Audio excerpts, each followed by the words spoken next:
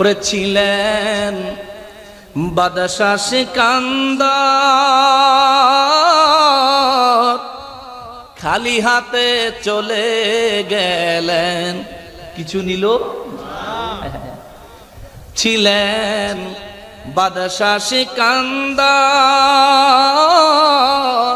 তাহার মতো ধনী নাই রে দুনিয়ার ভিতর।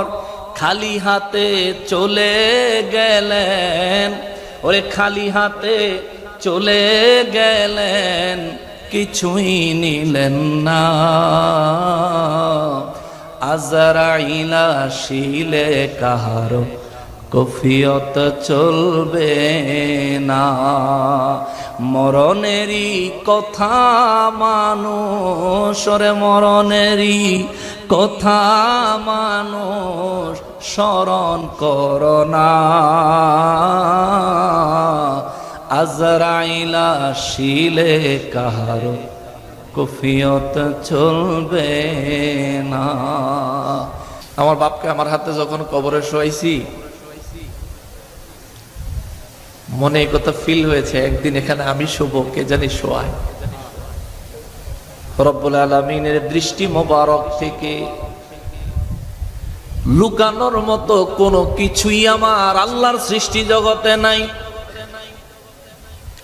লুকাইতে পারে এমন ক্ষমতাবান কোন মাখলুক আল্লাহর এই জমিনে আমার আল্লাহ বানায় পাঠায় নাই। দিনে করলেও দেখেন কে, জবান খুলে বলেন না কে, রাতের বেলা অন্ধকারে করলেও দেখেন কে, প্রকাশ্যে করলেও দেখতেছেন কে, গোপনে করলেও দেখে কে। আর যদি এই জায়গায় আপনাকে কোনো একজন মানুষ কোনো কারণে খারাপ একটা গালি দেয়, নিশ্চয়ই আপনার মেজাজটা প্রচন্ড খারাপ হয়ে যাবে। চিন্তা করবেন এমন জঘন্য গালি দিয়েছে, এই গালির জবাব গালি দিয়ে হবে না, তার দুই সাইডটা উত্তম মধ্যম লাগাইতে হবে, ঠিক না? এই চিন্তা করার পরে যদি তাকায় দেখেন একটা সিসি ক্যামেরা আপনার দিকে তাকায় আছে, যতই রাগ উঠুক গালি দেনেওয়ালা ব্যক্তির গায়ে আপনি বুদ্ধিমান হইলে কি হাত দিবেন? চিন্তা করবেন হাত দিলে ক্যামেরায় উঠবো, আমি তো ধরা খাই যাব। আরে মুসলমানেরা রে, আমার পেয়ারা নবীর উম্মতেরা রে, ওই মহান রব্বুল ইজ্জাত আমাদেরকে সৃষ্টি করেছেন। রব্বুল ইজ্জাতের দৃষ্টি সীমানার বাইরে যাওয়ার ক্ষমতা আমাদেরকে দেয় নাই। যাই করি, নামাজ পড়লেও তিনি দেখে, নামাজ না পড়লেও তিনি দেখে, তার হুকুম মানলেও তিনি দেখে, তার হুকুম না মানলেও তিনি দেখে। কিন্তু এমন দয়াময় রে, রহমানুর রহিম নাম ধারণ করেছেন, রহমাতুল লিল আলামিন নবীকে নিজের হাবিব বানাইছেন। নিজের হাবিবের উসিলায় আমরা এত নাফরমানি করার পরেও আমাদেরকে আযাব গজব থেকে বাঁচায়া রাখেন কে? এই জমিনে আমি রব্বুল আলামিন যত সম্পদ দিয়েছি, এই সমস্ত সম্পদের কোন ব্যক্তি যদি মালিক হয়, সে যদি হাসরের ময়দানে বিচারের কাঠগড়ায় জালিম হইয়া জুলুমকারী হইয়া যদি দাঁড়ায়, তার সমস্ত সম্পদ গুলার সেদিন যদি তার মালিকানাও থাকে, আল্লাহ বুঝাইতেছেন, লাও যদি সেদিন তার মালিকানাও থাকে, যদিও হাসরের ময়দানে আমাদের কারো কোন সম্পত্তির মালিকানা থাকবে, থাকবে, আরে ভিন্ন কাপড়ই থাকতো না মিয়া, এটা যে আমার। নবীজি বলছেন যেটা পরো, যেটা খাও, এটা তোমার। মরণের আগে, মরণের পরে এটাও আমার না। আল্লাহ বলেন, এই জমিনে আমি যত সম্পদ দিয়েছি, দৃশ্য অদৃশ্য, প্রকাশ্য গোপন, বাইরে ভিতরে, খনিজ সম্পদ এবং যে কোনো, আল্লাহ পাক রব্বুল ইজ্জাত বলেন পৃথিবীতে যে কোনো সম্পদ আমি আল্লাহ যা দিছি, এই সব কিছুর মালিক যদি কোনো জালিমের বানায় দেওয়া হয়, হাসরের ময়দানে যদি এই সব কিছুর মালিকানা তার থাকেও, আল্লাহ বলেন সে যে কইল এগুলোর বিনিময় দিয়া সে আযাব থেকে বাঁচতে চাইব, বিনিময় দিয়া সে অন্যায় থেকে মুক্তি চাইব, আল্লাহ কয় লাফতাদাত বিহ, এগুলো সব যদি সে আমি আল্লাহর কুদরতের দরবারে পেশ করে এবং আমার আযাব থেকে বাঁচতে চায়, আল্লাহ বলে লাফতাদাত বিহ, কোনো কাজে আইতো না। নাউযুবিল্লাহ। আরো জোরে বলেন। তামাম পৃথিবীর সমস্ত সম্পদের মালিকও যদি হাসরের ময়দানে রব্বুল ইজ্জাতের কদমে, রব্বুল ইজ্জাতের দরবারে কেউ যদি সারা পৃথিবীর সমস্ত সম্পদ নিজের জীবনের গুনাহ মাফের জন্য বিনিময় হিসেবে পেশ করে, আল্লাহ কয় লাফতাদাত বিহ, কোন কাজে আসবে? কথা কন না, কোন কাজে আসবে? কোন কাজে আসবে? এই আইন কি শুধু কাফেরের জন্য? বলেন, এই আইন কি শুধু কাফেরের জন্য? আমরা সম্পদ কামাই করব হালাল ভাবে। গুনাহগারের গুনাহ ঝরে নবী দুরুদে আপনার, গুনাহগারের গুনাহ ঝরে নবী দুরুদে আপনার, রোজ হাসরে পার করিবেন, রোজ হাসরে পার করিবেন উম্মত গুনাহগার নবীজি। আল্লাহ আল্লাহ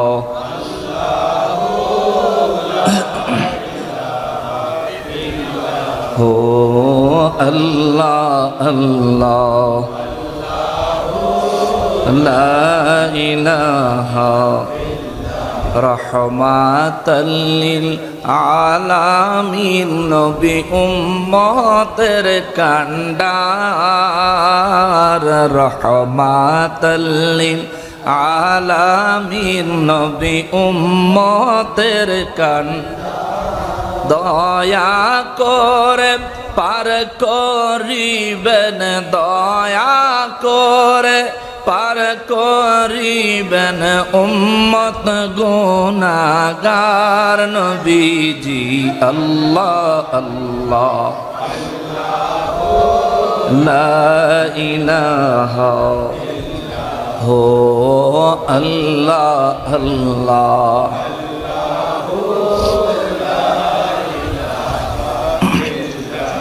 লা ইলাহা ইল্লাল্লাহু মুহাম্মাদুর রাসূলুল্লাহ সাল্লাল্লাহু আলাইহি ওয়াসাল্লাম। সকলে উচ্চ আওয়াজে মহান রব্বুল আলামিনের শুকরিয়া আদায় করার নিয়তে জবান খুলে পড়ি আলহামদুলিল্লাহ।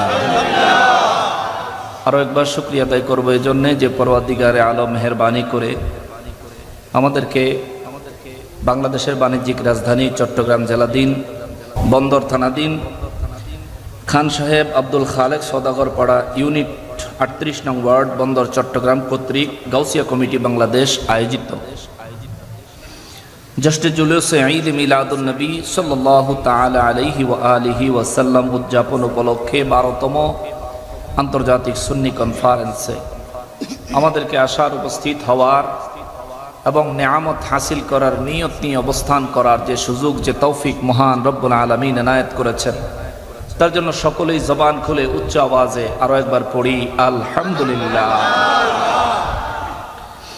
লক্ষ কোটি দুরুদ ও সালাম সরকারে কায়নাত সৈয়দুল মুরসালিন খাতিমুন নবীন রহমাতুল লিল আলামিন নূরে মুজাসসাম নূরুন আলা নূর হায়াতুন নবী, জিন্দা নবী, নবীদের নবী, উম্মতের কান্ডারি নবী, শাফাআতের কান্ডারি নবী, হাউজে কাউসারের মালিক নবী, আমার নূর নবীজির নূরানি কদম মোবারকে মহান রব্বুল আলামিন যেন মেহেরবানি করে কবুল করেন। জবান খুলে পড়ি আমিন।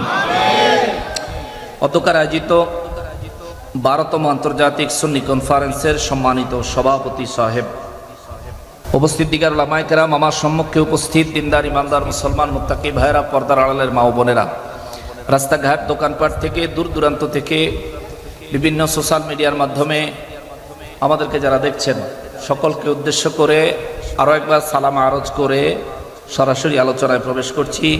আসসালামু আলাইকুম ওয়া রাহমাতুল্লাহি ওয়া বারাকাতুহু। আলোচনা শুরু করার আগে দুটা কথা না বললেই নয়। আমার আব্বা এই আজ ভোর 5টার সময়, ফজরের সময় ইন্তেকাল করেছেন। ইন্না লিল্লাহি ওয়া ইন্না ইলাইহি রাজিউন। আমি খবর পেয়েছি সকাল 11টার সময়। আমি 12:30টার মধ্যে বের হয়ে গেছি। আল্লাহ পাক 4:15টার মধ্যে আমাকে চাঁদপুর পৌঁছায় দিয়েছেন। আমি আসরের নামাজ জামাতে পড়ে জানাজা করে, আমার আব্বার ওসিয়ত ছিল যাতে আমি আব্বার জানাজা করি। এমনও বলেছিলেন যে যদি আমাকে 2 দিন রাখতে হয় রাখবা, কিন্তু ওরে ছাড়া আমার জানাজা দিবা না, ওরে ছাড়া আমার দাফন করবা না। আল্লাহর মেহেরবানি গিয়েছি। আসলে এই চট্টগ্রাম থেকে চাঁদপুরে যাওয়া, আপনাদের এখানে হয়তো অনেকের এক্সপিরিয়েন্স আছে, 5-6 ঘন্টার কমে হয় না, কিন্তু আল্লাহ কেমনে নিছে এটা মালিকেরই মেহেরবানি। আবার ওখান থেকে আসলামও, চিন্তায় ছিলাম না জানি কত লেট হয়, কিন্তু সিটি গেটে এন্টার করছি, জাস্ট সিটি গেটে এন্টার করছি, টাইম বরাবর 11টা। এখানে একটু জ্যাম আটকাই গেছিলাম। কথাটা উঠাইলাম এই কারণে, আব্বাকে দাফন করার পরেও আমি এখানে কেন চলে আসছি, আমি নিজের প্রশংসা কুড়ানোর জন্য নয়। উদ্দেশ্য হলো আপনাদেরকে নিয়ে আমার আব্বার জন্য একটা দোয়া করব।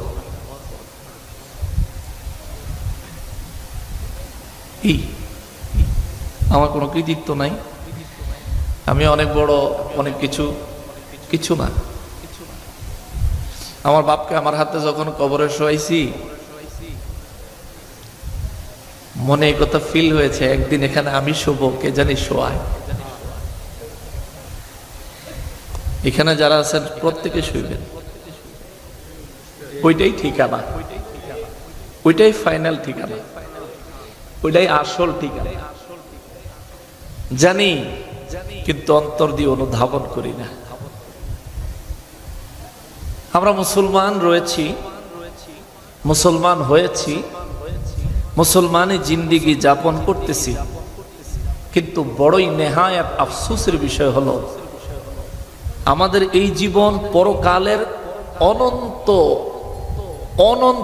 অন্তহীন জীবনের জন্য প্রস্তুতি নেওয়ার জীবন। এখান থেকে কিছু ওখানে পাঠাইতে হবে, যাতে এখান থেকে যখন ওখানে যাব তখন এখানকার পাঠানো কিছু দিয়ে ওখানকার সুখ আল্লাহ পাকের পক্ষ থেকে হাসিল করা যায়। কিন্তু আমরা টোটালি ডিফারেন্ট। বেদিনের মৌতের চিন্তা নাই, বেদিনের পরকালে জান্নাত জাহান্নামের চিন্তা বা ভয় নাই। কিন্তু আমরা মুসলমান কেমন জানি ওদের মতোই হয়ে গেছি। আমার কথা কষ্ট পাইলেন? এটা বাস্তব। আমরা কেমন জানি এমন হয়ে গেছি, আমরা কাউকে ধোঁকা দিতে একবারও চিন্তা করি না। এর জন্য তো আমাকে একজনের কাছে হিসাব দিতে হবে। তিনি কে? দুনিয়ার কেউ দেখে নাই, কেউ বুঝে নাই, কেউ কিছু করতে পারে নাই, কিন্তু সবার ক্ষমতা যেখানে শেষ সেখান থেকে শুরু হয় কার ক্ষমতা? জোরে বলেন কার? এমন কোন একটা বিষয় আছে যেটা আমরা তার কাছ থেকে লুকাইতে পারবো? বলেন, লুকানোর জায়গা আছে? নাই রে বাবা। রব্বুল আলামিনের দৃষ্টি মোবারক থেকে লুকানোর মতো কোনো কিছুই আমার আল্লাহর সৃষ্টি জগতে নাই। লুকাইতে পারে এমন ক্ষমতাবান কোন মাখলুক আল্লাহর এই জমিনে আমার আল্লাহ বানায় পাঠায় নাই। দিনে করলেও দেখেন কে, জবাব দিতে হবে কে? জবান খুলে বলেন না কে? রাতের বেলা অন্ধকারে করলেও দেখেন কে? প্রকাশ্যে করলেও দেখতেছেন কে? গোপনে করলেও দেখে কে? আর যদি এই জায়গায় আপনাকে কোনো একজন মানুষ কোনো কারণে খারাপ একটা গালি দেয়, নিশ্চয়ই আপনার মেজাজটা প্রচন্ড খারাপ হয়ে যাবে। চিন্তা করবেন এমন জঘন্য গালি দিয়েছে, এই গালির জবাব গালি দিয়ে হবে না, তার 2-4টা উত্তম মধ্যম লাগাইতে হবে, ঠিক না? এই চিন্তা করার পরে যদি তাকায় দেখেন একটা সিসি ক্যামেরা আপনার দিকে তাকায় আছে, যতই রাগ উঠুক গালি দেনেওয়ালা ব্যক্তির গায়ে আপনি বুদ্ধিমান হইলে কি হাত দিবেন? চিন্তা করবেন হাত দিলে ক্যামেরায় উঠবো, আমি তো ধরা খায় যাব। আরে মুসলমানেরা রে, আমার পেয়ারা নবীর উম্মতেরা রে, ওই মহান রব্বুল ইজ্জাত আমাদেরকে সৃষ্টি করেছেন। রব্বুল ইজ্জাতের দৃষ্টি সীমানার বাইরে যাওয়ার ক্ষমতা আমাদেরকে দেয় নাই। যাই করি, নামাজ পড়লেও তিনি দেখে, নামাজ না পড়লেও তিনি দেখে, তার হুকুম মানলেও তিনি দেখে, তার হুকুম না মানলেও তিনি দেখে।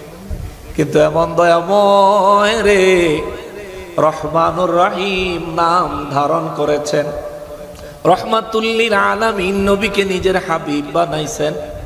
নিজের হাবিবের ওসিলায় আমরা এত নাফরমানি করার পরেও আমাদেরকে আযাব গজব থেকে বাঁচায়া রাখেন কে? মুসলমানের আরে, কোন মায়ের গর্ভে যদি কারো সন্তান আসে, আল্ট্রাসোনোগ্রাম করলে হসপিটালে নিয়ে গেলে অভিজ্ঞ ডাক্তার,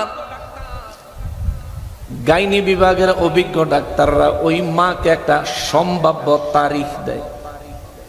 অমুক তারিখে এই সন্তানটা পৃথিবীতে আসতে পারে, হয়তো এক সপ্তাহ পরে বা এক সপ্তাহ আগে। কিন্তু এই সন্তানটা জন্মগ্রহণ করার পরে কতদিন বাঁচবে কেউ গ্যারান্টি দিতে পারে? কোন দিন মৌত আসবে এই গ্যারান্টিও কেউ দিতে পারে? আমার আর আপনার কাছে কতদিন বাঁচবো এমন কোন গ্যারান্টি আছে? বলেন আছে? আগামীকাল সকাল পর্যন্ত আমি হায়াত পাবো, বেঁচে থাকবো এমন কোন গ্যারান্টি আমার আপনার আছে? যদি না থাকে রে বাবা, ওই কথাটা কেন চিন্তা করেন না? এখন যদি হাওয়াটা বের হয়ে যায়, এই হাওয়াটা, এই নিঃশ্বাস, এই অক্সিজেনটা যদি আর ভিতরে না ঢুকে, একবার বের হয়ে গেলে আর যদি ভিতরে না ঢুকে, কতক্ষণ? নাইলে কালকে আসর পর্যন্ত আপনারা রাখবো, নাইলে পরের দিন পর্যন্ত রাখবো, নাইলে 3 দিন পর্যন্ত রাখবো। তারপরে তো আপনার আসল ঠিকানায় আপনারে পৌঁছায়া দিব। আসল ঠিকানায় ঢুকা মাত্র জিন্দিগির হিসাব দেওয়া লাগবে কি লাগবে না? ওই জায়গায় কি আত্মীয় স্বজন সাহায্য করতে পারবে? জোরে বলেন। কোন আত্মীয়ের সাহায্য সেখানে চলবে? কোন বন্ধুর সাহায্য সেখানে চলবে? সেখানে বন্ধু নাই, আত্মীয় নাই, কিন্তু নিজের জিন্দিগির হিসাব দেওয়া লাগবে। আপনি একা হিসাব নিতে 2 জন ফেরেশতা আসবেন। রব্বুল ইজ্জাত তো তার সামিউম বাসীর দিয়ে আপনার দিকে তাকায় আছেন। সেখানে আপনার জিন্দিগির আমলের হিসাব দিতে হবে। ইমানের প্রশ্ন 3টা করব। মার রব্বুকা ওয়া মা দীনুকা ওয়া মান নাবিয়ুকা। শুরু, প্রারম্ভিক ইমানের 3 প্রশ্ন করার পরে আপনারা কবরে উত্তর দিলেন তো ভালো, আরামে শোয়া দিল। হাসরের ময়দান যেদিন কায়েম হবে রে, এ মুসলমান, নিজের জিন্দিগির আমলগুলো, নিজের জিন্দিগির কাজগুলো রব্বুল ইজ্জাত কুদরতি ভাবে আমার আপনার সামনে তুলে ধরবেন। সেদিন অন্যায়গুলো দেখায় আল্লাহ বলবেন, করছিলি কেন? অন্যায়গুলি না হয় আমরা মাঝে মধ্যে বাধ্য হইয়া করি, হুজুর পরিস্থিতির শিকার, কিছু করার নাই। কিন্তু বাবারে, দিনের 5 ওয়াক্ত নামাজের মধ্যে কোন প্রয়োজন আপনাকে বাধ্য করলো নামাজ ছেড়ে দিতে? আপনি 5 ওয়াক্তের মধ্যে কোনোদিন 3 ওয়াক্ত পড়েন না, কোনোদিন 2 ওয়াক্ত পড়েন না, আবার কোনোদিন পুরো 5 ওয়াক্তই পড়েন না। অথচ আপনার জানা থাকা উচিত, ওই হাসরের ময়দানে রব্বুল আলামিন সর্বপ্রথম হিসাব নিবেন নামাজের। আমার নবীজির নুরানি জবান মোবারকে নবীজি বলেন, আউয়ালু মা ইউহাসাবু বিহিল আবদু ইয়াউমাল কিয়ামাতিস সালাহ। হাসরের ময়দানে বান্দার কাছ থেকে আমার আল্লাহ সর্বপ্রথম নামাজের হিসাব টান দিবে। চিৎকার দিয়া বলেন আল্লাহু আকবার। এই মজলিসে যারা আছেন, মাইকের আওয়াজ যারা শুনছেন, দূর থেকে অনলাইনে যারা দেখছেন, প্রত্যেকটা মানুষের কাছে আমার প্রশ্ন, মহান রব্বুল আলামিন যদি এই মুহূর্তে আপনাকে আপনার নামাজের হিসাব জিজ্ঞাসা করে, আপনি কি যথোপযুক্ত হিসাব দিতে পারবেন? বলেন, পারবেন? আপনাকে যদি নবীজির ভালোবাসার কথা জিজ্ঞেস করে, আল্লাহ বলছেন, আমার নবী বলছেন, আল্লাহ তো ভাগ করে করে বলছে, হুজুর আপনি বলেন, কুল ইন কানা আবাউকুম ওয়া আবনাউকুম ওয়া ইখওয়ানুকুম। এইভাবে আমার আল্লাহ ভাগে ভাগে ভাগে ভাগে ব্যক্তি চিনে আমার আল্লাহ বলে দিছেন, ব্যবসা প্রতিষ্ঠান, থাকনের বাড়িঘর, পরিবার পরিজন, আত্মীয় স্বজন, সন্তান সন্ততি, বন্ধু বান্ধব, সব কিছুর চাইতে শ্রেষ্ঠ ভালোবাসতে হবে আমার নবীজিকে। নির্দেশ কার? আরো জোরে বলেন কার? ওই রব্বুল আলামিন যদি আপনাকে এই মুহূর্তে জিজ্ঞেস করে, আমার হাবিবুল্লাহকে কতটা ভালোবেসেছো, আপনি কি যথোপযুক্ত হিসাব দিতে পারবেন? বলেন, পারবেন? আপনি কি নিজের ঘুমের চাইতে নবীজিরে বেশি ভালোবাসতে পারছেন?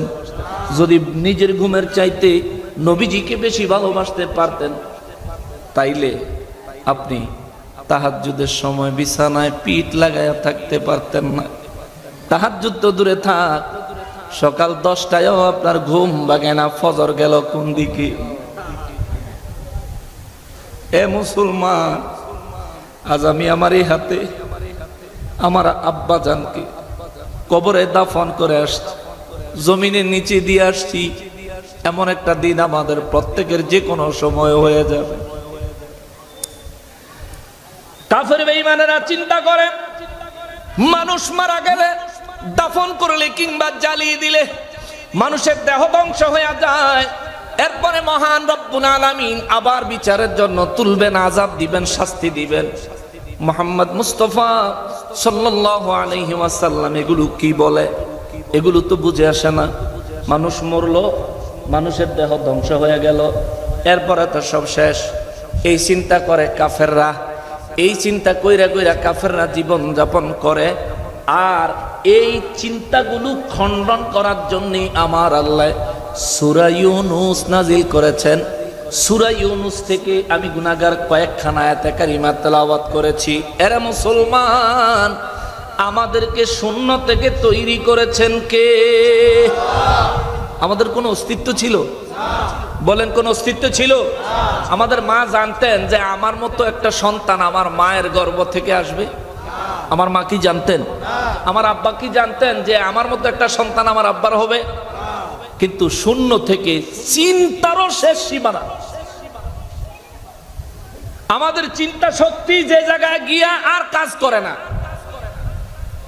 ব্ল্যাঙ্ক হয়ে যায়, সেই জায়গা থেকে আল্লাহ কোনো চিহ্ন নাই, অস্তিত্ব নাই, একেবারে শূন্য থেকে আমাদেরকে আপাতমস্তক আস্ত একটা মানুষ মায়ের গর্ভ থেকে বের করলেন, দুনিয়াতে হায়াত দিলেন, রিজিক দিলেন, বাঁচায় রাখলেন। আস্তে আস্তে বড় হলাম, বুড়ো হলাম, চুল পাকলো, দাড়ি পাকলো।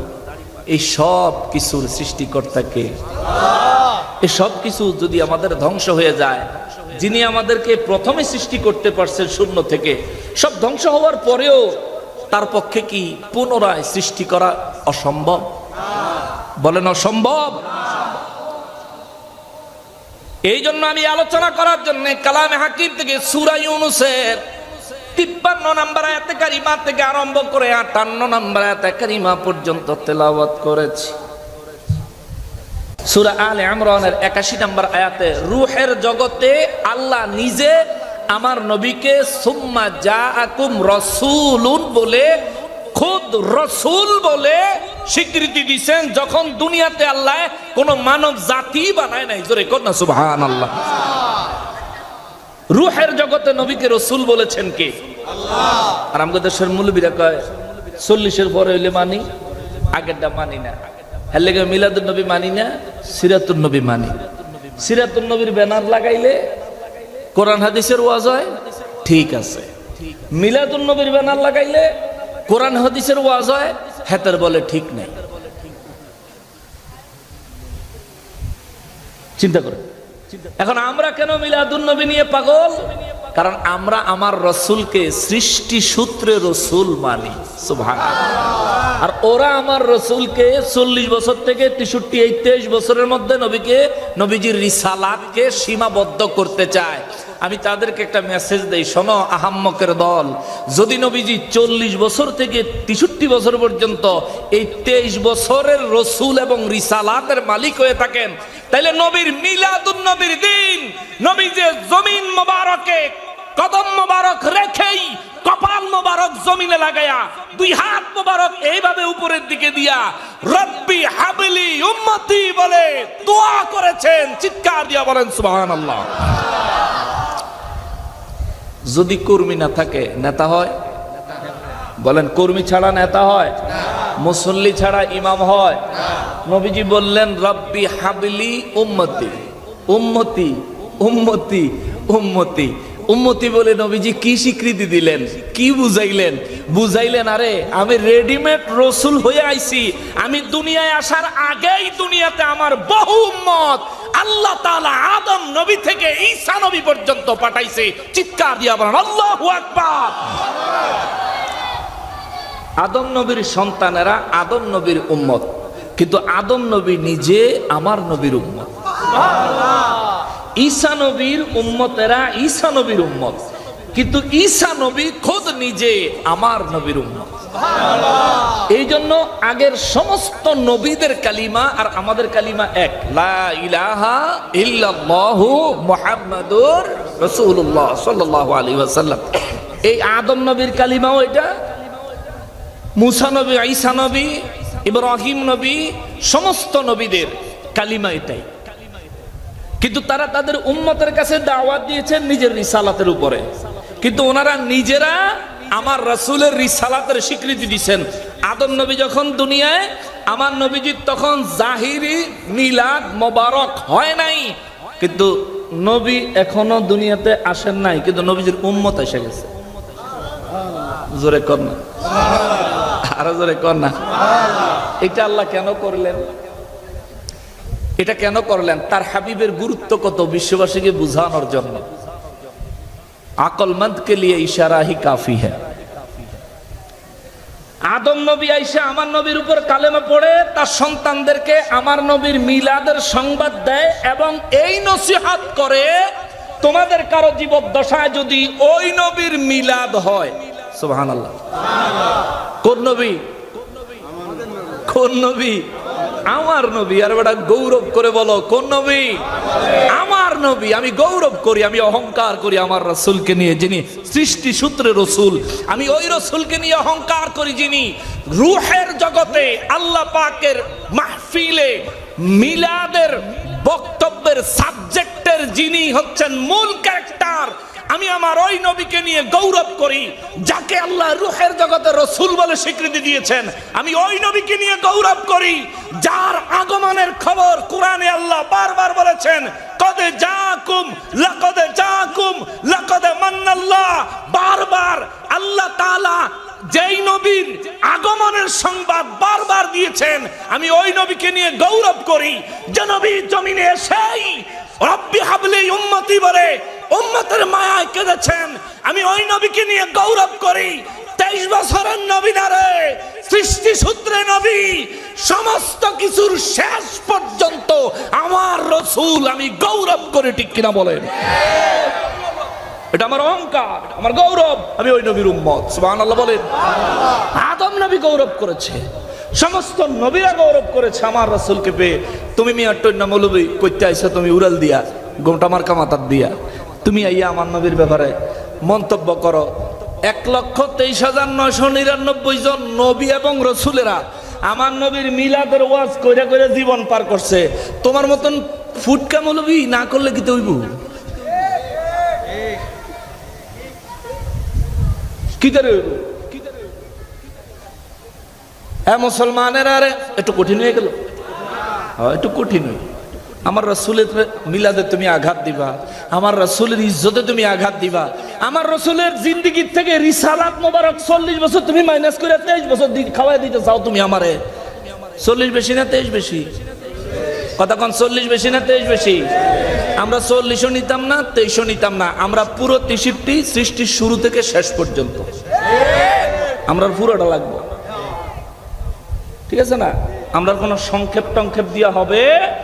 রাসূলের রিসালাত নির্ধারণ করার মতো আহাম্মকি প্রচেষ্টা সুন্নিরা করে না, এটি আহাম্মকেরাই করে। রাসূলের রিসালাতের রাসূল সাল্লাল্লাহু আলাইহি সাল্লামকে রিসালাত দিয়েছেন কে? তাহলে ওনার রিসালাত কোথা থেকে শুরু হয়েছে, কোথায় গিয়ে শেষ হবে, এই ক্রাইটেরিয়া, এই সীমানাও নির্ধারণ করে দিয়েছেন কে? তুই কে রে? রব্বুল আলামিন কালামে হাকিমে বলেন, আদম নবীর নবুয়ত মোবারক, আদম নবীর নবুয়ত মোবারক, রিসালাত মোবারক, ইন্তেকাল মোবারকের সাথে সাথেই শেষ। রোজ হাশরের ময়দানে আদম নবী দাঁড়াবেন, আমরা উম্মতেরা যেমনি ভাবে আল্লাহর দরবারে বিচারের আশায় দাঁড়াবো তেমনি ভাবে রোজ হাশরের ময়দানে আদম নবীর নবুয়ত এবং রিসালাতের পাওয়ার নাই, পাওয়ারলেস। আদম নবী থেকে ঈসা নবী পর্যন্ত সমস্ত নবী এবং রসুলদের পাওয়ার নাই, পাওয়ারলেস। হাশরের ময়দানে যার রিসালাত পাওয়ারফুল তিনি আমার নবী, জোরে কন্যা সুবহানাল্লাহ, তিনি আমার নবী। এমন এক নবীর উম্মত হয়েছি, সৃষ্টি করার পরে আল্লাহ সমস্ত নবীদেরকে নিয়ে রূহের জগতে আল্লাহ মাহফিল উদ্বোধন করলেন, বান্দাদেরকে শিখাইলেন আমার হাবিবের জন্য এইভাবে করতে হয়। কিভাবে গো আল্লাহ? রব্বুল ইজ্জাত বলেন, সমস্ত সৃষ্টি আমি বানাইছি, সমস্ত সৃষ্টির আলাদা আলাদা মর্যাদা আছে, সমস্ত সৃষ্টির আলাদা আলাদা গুণ আছে, কিন্তু আমি রব্বুল ইজ্জাত সমস্ত সৃষ্টির মধ্যে মানব জাতির শ্রেষ্ঠ বানাইছি। এই মানব জাতির মধ্যে আমি আল্লাহ ধাপে ধাপে নবী এবং রসুলদের মর্যাদা অন্যতম করেছি। রোজ হাশরের ময়দান থেকে আমার রব্বুল ইজ্জাত বিশ্ববাসীর মেসেজ দিবেন, খোদ নিজে উপস্থিত হইয়া, খোদ নিজে জাহির হইয়া, খোদ নিজে প্রকাশ হইয়া হাশরের ময়দানে আল্লাহ মেসেজ দিবে, দেখো দুনিয়ায় যারা আমার নবীকে 23 বছরের নবী এবং রসুল নির্ধারণ করতে চেয়েছো, হাশরের ময়দানে আমার নবীর রিসালাত চলে আর কারোটা চলে না, কবরে আমার নবীর রিসালাত চলে আর কারোটা চলে না। আমার নবীর হায়াতে জিন্দিগানি মোবারকের শুরু থেকে ইন্তেকাল মোবারক পর্যন্ত আমার নবীর রিসালাত চলে, অন্য সব নবীদের রিসালাত বাতিল আর চলে না। এরে মুসলমান রে, আমার নবী এই জমিনে আসার আগেই নবীর রিসালাত চালু হয়েছে। নবীজির সৃষ্টির পর থেকেই নবীজির রিসালাত আরম্ভ হয়েছে।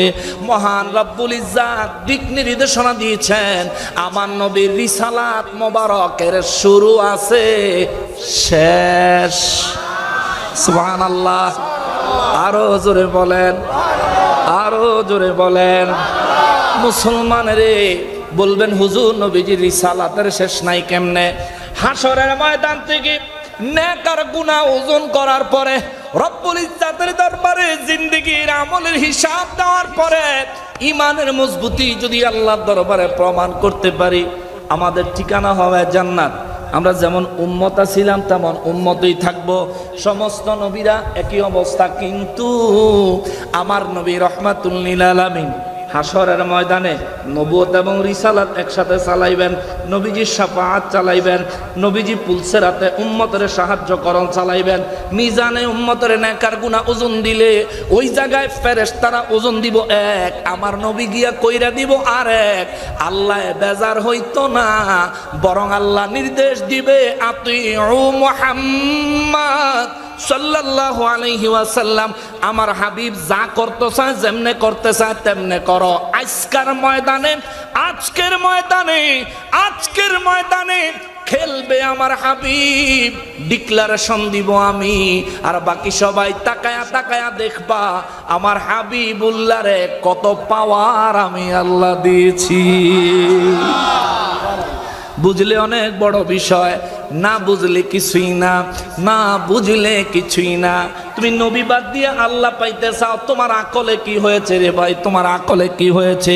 এই যে দুইটা ঠোঁট, নিজের দুইটা ঠোঁট নিয়ে একটু গবেষণা করস না। দুই ঠোঁট দিয়া আমি যদি পড়ি লা ইলাহা ইল্লাল্লাহ, আমি পড়লাম কালিমার অর্ধেক লা, খেয়াল করেন, লা ইলাহা ইল্লাল্লাহ, দুই ঠোঁটের কোনো কানেকশন হইছে? বলেন হইছে? বলেন হইছে?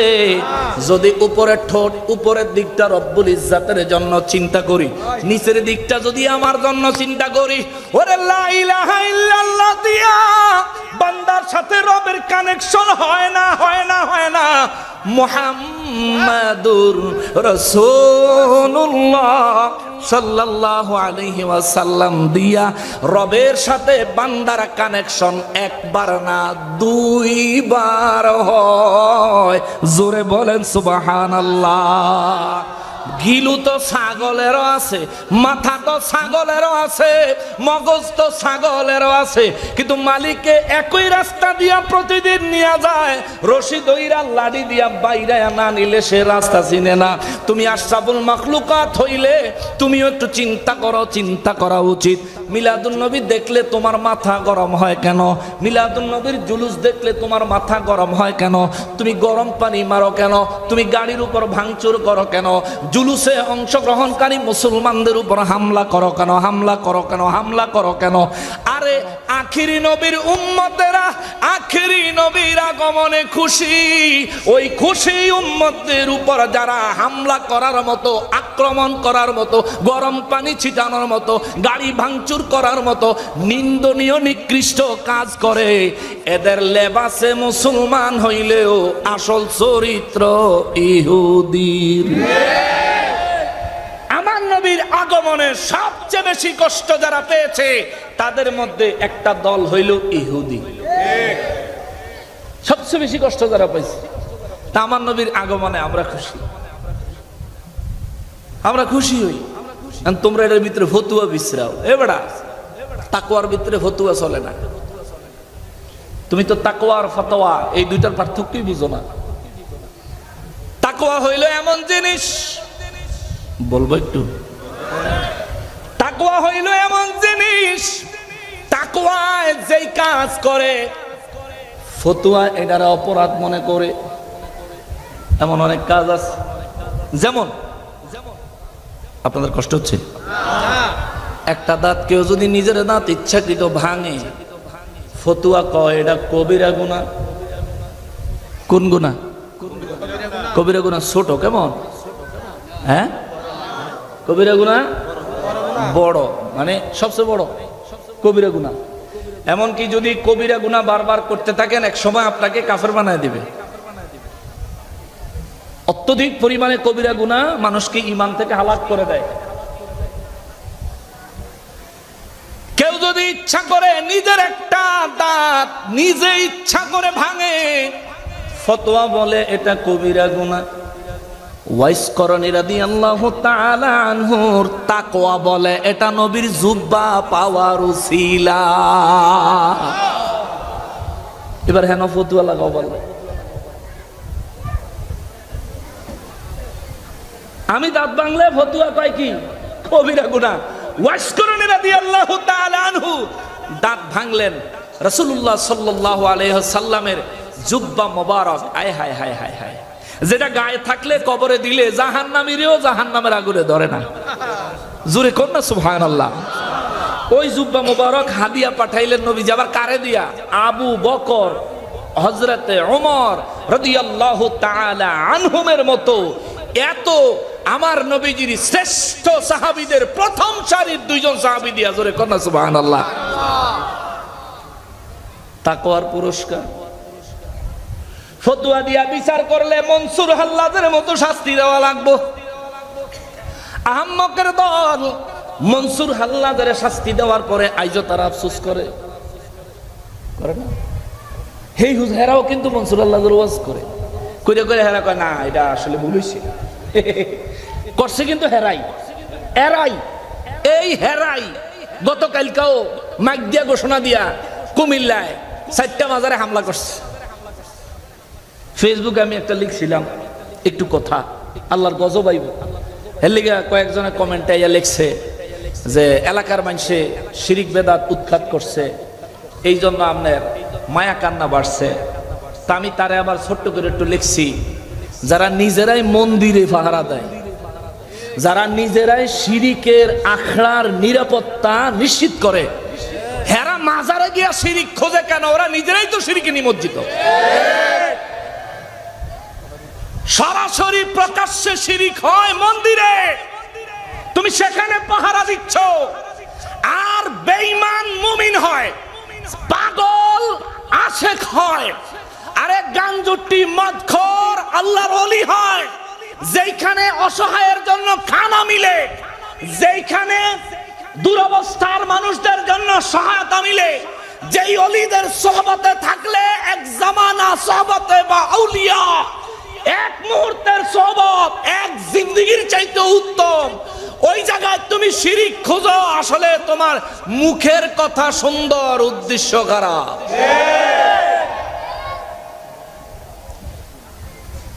তুমি যেখানে যেটা খোঁজার সেখানে সেটা খোঁজো বিয়া।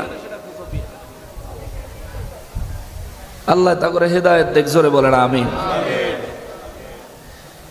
এ মুসলমানির আরিফ, আমার প্যারা নবীর উম্মতির আরিফ, বড় আফসোস লাগে, বড় আফসোস লাগে, বড় আফসোস লাগে। ফিতনা একেবারে জর্জরিত হয়ে গেছে দেশটা।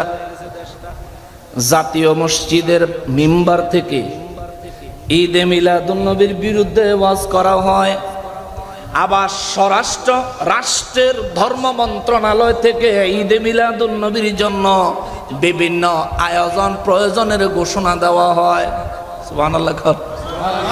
যেই দেশের ধর্ম মন্ত্রণালয় থেকে ঈদে মিলাদুন নবীর জন্য প্রজ্ঞাপন জারি করা হয়, ওই দেশের জাতীয় মসজিদের মিম্বর থেকে যখন ঈদে মিলাদুন নবীর বিরোধিতা করা হয়, রাষ্ট্র ক্ষমতাওয়ালাদের চোখে আঙ্গুল দিয়া বলতে চায়, এটা যে সরাসরি রাষ্ট্রদ্রোহিতা, তোমাদের কি নজরে আসে না? ঠিক কিনা?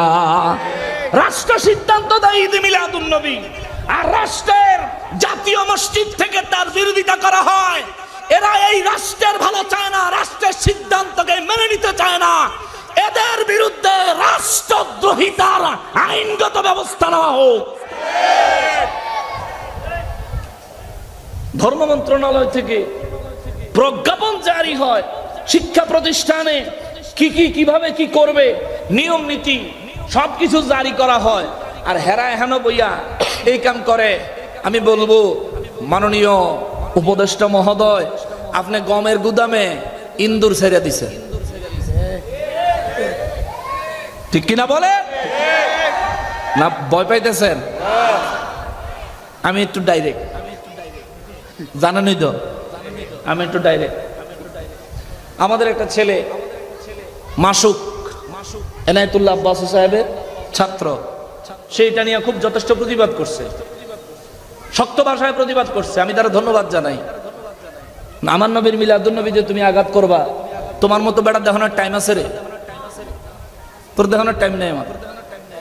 আল্লাহ বলছেন, কুল ইন কানা আবাউকুম, যদি তোর বাপ হয় কোনো ছাড় নাই। রে বেটা কেডা? হে মুসলমানের আরিফ, আমার প্যারা নবীর উম্মতের আরিফ, জাতীয় মসজিদের খতিব সাহেবের প্রতিবাদ করায় আমাদের মাসুক ছেলেটার বিরুদ্ধে খুব বিভিন্ন কথাবার্তা হেরা বলা বলি করতে আছে। বড় অপরাধ করে লাইছে। জাতীয় মসজিদের খতিবের এই কথা কইছে কা? এটা বিশাল অপরাধ হইছে। তো তোমগো হুজুর রাতে তাহরির বউরে বিছাইছে, এটা কি ঠিক কিনা বলেন? তোমরার হুজুররা আরেকজনের বউ বিছায়, মানুষের পোলা পাইন ফরতে দিলে হ্যাগো 12-13 করে দেয়, বিভিন্ন ভাবে ধরা খায়। তোমরা হুজুর এই সমস্ত আকাম কুকাম করে। হে বেটা, জিনার সাজা ভুলে গেছিস? সূরা নূরের তাফসীর ভুলে গেছস? পড়ছিস না তো, বলবি নাকি? পড়ছি তো না। সূরা নূরে মহান আল্লাহ বলেন, কোন বিবাহিত ব্যক্তি যদি জিনা করে তার শাস্তি হচ্ছে বুক পর্যন্ত, গলা পর্যন্ত মাটির নিচে গাইরা মুমিন মুসলমান সাক্ষী থাকবে, চতুর্দিক থেকে পাথর নিক্ষেপ করতে থাকবে যতক্ষণ পর্যন্ত সে মইরা না যায়। ঠিক কিনা বলেন? যদি আল্লাহর এই আইন বাস্তবায়ন করতে চান তাহলে আইয়েন আপনাকে মৌলবী সব নামান। আপনাকে মৌলবীরা মাশাআল্লাহ মাদ্রাসায় হুজুরের রুমো, মাদ্রাসায় ছাত্র গো রুমো, মাদ্রাসা শেষ করে আরো উন্নত হয়েছে মসজিদের ভিতরে। মসজিদের ভিতরে ছাত্র ছাত্রী শেষ করে ওখানে আবার 2 ঘন্টার লেগে চুক্তি করে বিয়েও করে, কাম করে মসজিদের ভিতরে, পাহারা দেয় মসজিদের বাইরে, কাম করে খতিব সাহেব, পাহারা দেয় ইমাম সাহেব। এই দোনো বদমাইশের সঙ্গে স্যার পাথর নিক্ষেপ করে হত্যা করা দরকার। কারণ ইসলাম চুক্তিভিত্তিক বিয়ে নিষিদ্ধ করেছে, হারাম করেছে। যদি সাধারণ মানুষ এটা করত তাহলে তারে কোন রকম দৌড়া টোড়া মাইরা ছেড়ে দেওয়া যাইত। যেহেতু খোদ খতিব সাহেব আবার খোদ ইমাম সাহেব সহায়তা করেছে। এই সমস্ত কাফির ইমানেরা আপনার কাছে জানতে চায়, হে নবী আপনি যে বলেন মানুষ মারা যাওয়ার পর দেহ পচে গলে শেষ হয়ে যাওয়ার পরেও আমার আল্লাহ এই দেহ আবার পুনরায় সৃষ্টি করবেন এবং এদের উপর আল্লাহ বিচার কার্য চালাবেন, এটা কি আহাক্কুন হুয়া, এটা কি আসলেই সত্যি? নবীজিকে কাফেররা জিজ্ঞেস করে, আল্লাহ এবার নিজের ভাষায় কয়, ওয়ায়াস্তামবিউনাকা নবী গো নবী, ওরা যখন আপনাকে জিজ্ঞেস করে আহাক্কুন হুয়া, এই শাস্তির কথা, আযাবের কথা কি সত্য? আল্লাহ বলেন, হুকুল হুজুর আপনি বলে দেন, বলে দেন। ই ওয়া রাব্বি, হ্যাঁ হ্যাঁ হ্যাঁ, আমার ওই রব, ওই প্রতিপালকের শপথ করে বলছি, কসম করে বলছি, ইন্নাহু লাহাক্কুন, নিশ্চয় এটা সত্য। আল্লাহু আকবার। মক্কার কাফিররা মানুষ মারা যাওয়ার পরে আল্লাহ বিচার করবে এটা অস্বীকার করত, যার কারণে তারা সরাসরি পাপে নিমজ্জিত হইতো, যার কারণে তারা কোনো ভেদ বিচার করত না। আইয়ামে জাহিলিয়াতের যুগ যখন ছিল রে, জাহিলিয়াতের বর্বরতা কত ভয়ঙ্কর রূপ ছিল, এগুলো আপনাদের ছেলেরা যারা 7, 8, 9, 10 পড়ে মাদ্রাসায়, ওদের কাছে জিজ্ঞেস করলেও জানতে পারবেন, এটা ওয়াজের কোনো বিষয় না। তবে শুধু এইটুকু বলি, তখন অত্যন্ত জঘন্য পরিবেশ ছিল। ওই জঘন্য পরিবেশের মানুষগুলো এমন জঘন্য কাজ করত কি কারণে? কারণ হইল আখেরাত তারা মানত না, মারা যাওয়ার পরে হিসাব হবে তারা মানত না, মারা যাওয়ার পরে তাদেরকে পুনরায় সৃষ্টি করা হবে তারা মানত না। কিন্তু আমরা মানিনি। কথা বলেন, আমরা মানিনি। জোরে বলেন, আমরা মানিনি। আমরা মানি, কিন্তু আসল ক্ষেত্রে আসলে আমরা নিজেরাই বেআমলি। ঠিক না? আমরা মানি যে হিসাবে, আমরা মানি আমাদেরকে আবার তৈরি করা হবে, আমরা মানি যে আমরা রবের সামনে দাঁড়ায় হিসাব দিতে হইব, কিন্তু এই আমরা ওই প্রথম হিসাব নামাজের গুরুত্ব দেব, আমরা গুরুত্ব দিতে হবে। নামাজটা কেন পড়েন? এটা তো আপনার মিয়া। যে যে চাকরি করেন, আপনার চাকরি স্থল থেকে যদি ঘোষণা দেওয়া হয় তুমি যদি 2 ঘন্টা ডিউটি বাড়ায়া করো তাইলে তোমার মূল বেতনের চাইতেও দ্বিগুণ হাজিরা পাবা, আপনি কি 2 ঘন্টা ডিউটি বাড়ায়া করবেন? করবেন? তাহার তো দরকার আছে, সুবিধা যদি পাওয়া যায় করলাম। একজনও এমন নাই যে করতো না, যে মাঝে মধ্যে অসুস্থ হইলে করলাম না, কিন্তু সুযোগ থাকলে কেউ ছাড়তেন না। আমরা যে এটা বুঝি কয়েকদিনের জিন্দেগির জন্য, কিন্তু যে দুনিয়ার শুরু আছে শেষ নাই, যেখানকার জন্য যদি চিরস্থায়ী আযাবের একটা রায় যদি হয়ে যায় শেষ, আর উদ্ধার হওয়ার আর কোন রাস্তা নাই, আর কোন জামিনের পথ নাই, কোন জামিন নেই। সেখানকার জন্য একটু চিন্তা করেন। রব্বুল আলামিন বলেন, নবী গো যখন আপনাকে জিজ্ঞেস করা হয় সূরা ইউনূস আল্লাহ কেন নাজিল করলেন, আল্লাহ কয় হুজুর যখন আপনাকে জিজ্ঞেস করা হয় মৌতের পরে মানুষকে আবার তার পচা গলা দেহ থেকে পুনরায় তৈরি করা হবে কিনা, শাস্তি দেওয়া হবে কিনা, আযাব দেওয়া হবে কিনা, কুল আপনি বলেন ই ওয়া রাব্বি, হ্যাঁ আমার প্রতিপালক আমার রবের শপথ। হুজুর আপনি আরো বলেন ইন্নাহু লাহাক্কুন, নিশ্চয় নিশ্চয় এটা সত্য, অবশ্যই সত্য। ওয়ামা আনতুম বিমুজিজিন।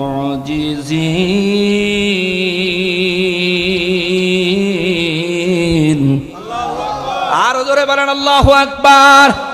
রব্বুল আলামিন কয় নবী গো,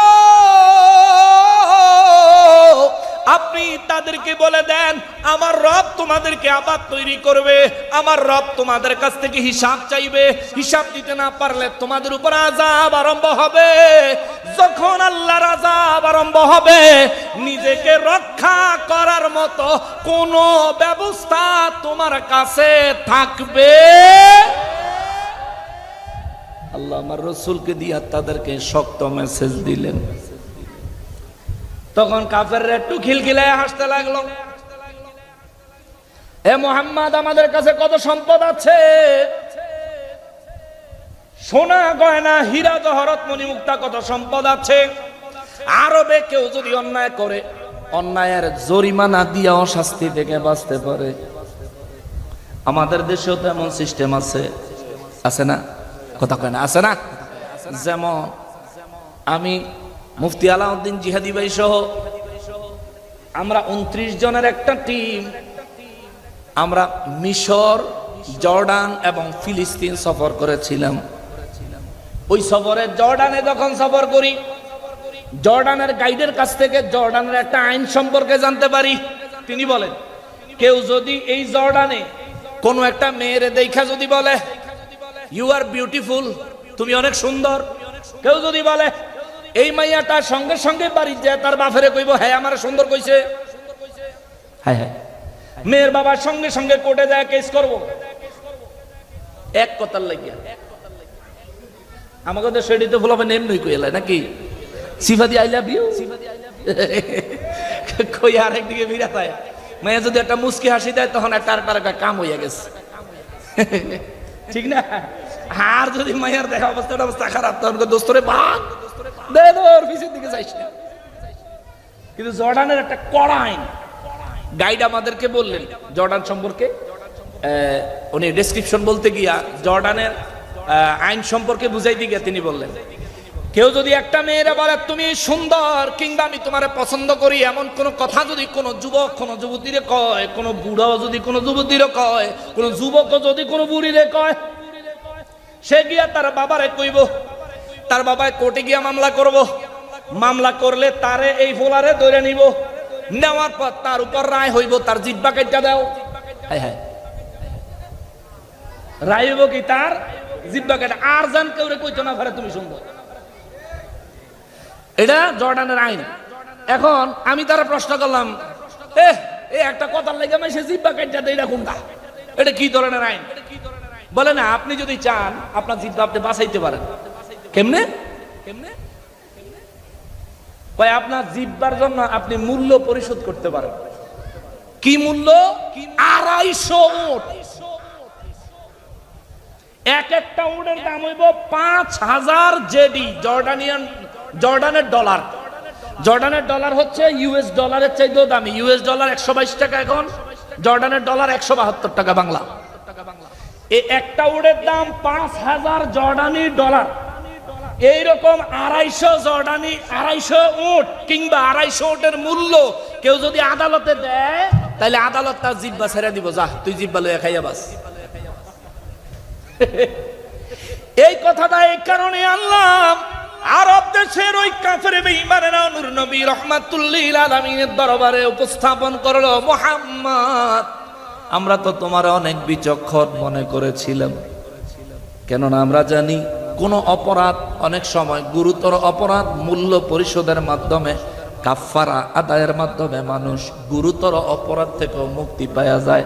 তুমি আমার ঘরে খালি শাস্তির কথাই কও, আমাদের কাছে যে হীরা জহরত মণিমুক্তা অমূল্য সম্পদের ভান্ডার রয়েছে, এই অমূল্য সম্পদ রব্বুল ইজ্জাত তোমার রব যদি আমার ঘরে ধরেও, তোমার রবের এগুলি দিয়াটি আমরা বেচালাম। আল্লাহ রাব্বুল ইজ্জাত কয় নবী গো, পরের আয়াত 54 নম্বর আয়াতে আমার আল্লাহ কয় নবী গো, ওয়া নবী মক্কার কাফেরদেরকে এবং তামাম বিশ্বের সমস্ত সৃষ্টি জগৎকে, বিশেষ করে মানব জাতি আর জিন জাতির মেসেজ দেন, ওয়ালাউ আন্না লিকুল্লি নাফসিন যালামাত মা ফিল আরদি লাফতাদাত বিহ।